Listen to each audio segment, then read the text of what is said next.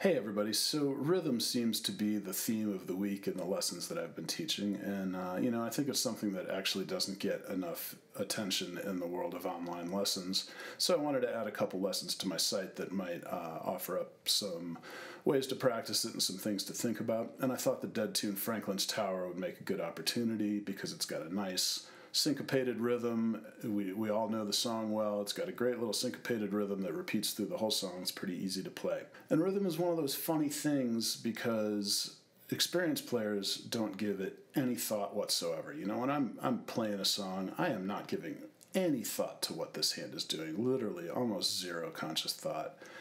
And, for players who are more beginners or on the front end of the learning curve, it's much less intuitive and it takes more work.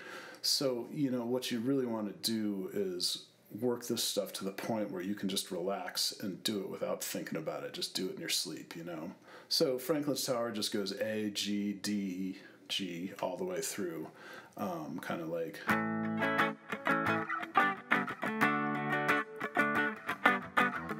Just using regular bar chords, A, G, and D there.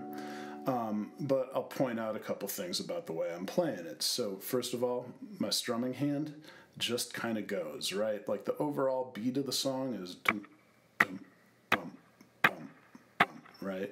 And then I'm subdividing that by fours, essentially. We would call this 16th notes, really. A big beat is the quarter note, and then that's subdivided into four little beats. That's the 16th notes.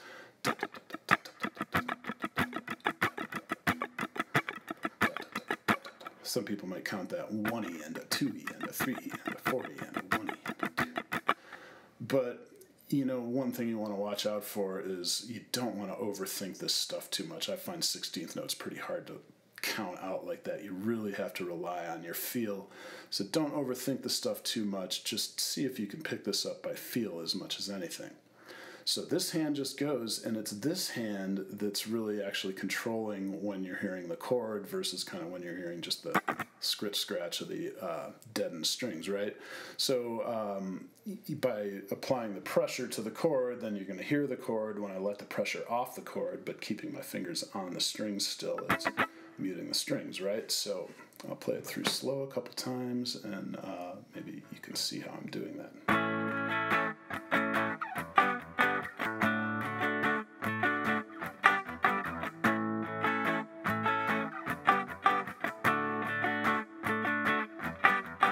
I would point out mainly on that G each time it comes around. It's kind of acting as a passing chord between the A and D chords every time.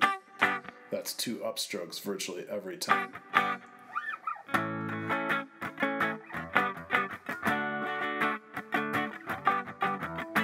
And you might notice, like, if you had the sound down while you watched me play this, it would just look like this hand is just doing this, right? So this hand isn't getting any conscious thought at all. It's just going and feeling the rhythm. This hand is controlling what you're hearing. So let me bring it up to speed now, and I will loop it for maybe a minute or so, and you can hopefully play along with it and maybe pick this up. 1, 2, 3, 4.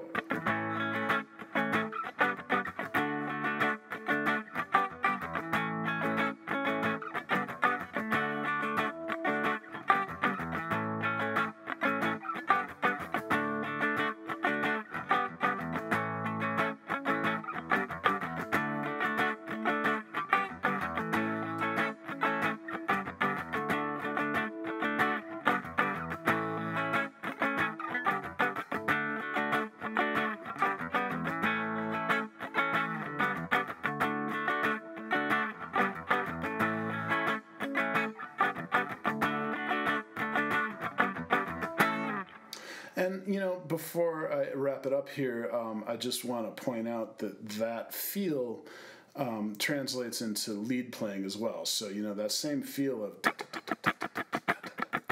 is still going when I play leads. The motion of this hand, of course, becomes a little more refined because I'm playing one note at a time, but I'm still feeling that same pulse. 1, 2, 3, 4.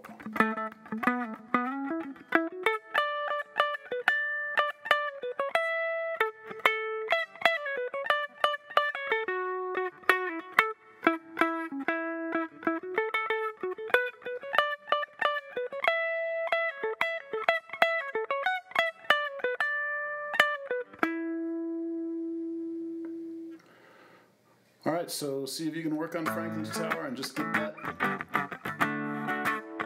going until you can do it in your sleep.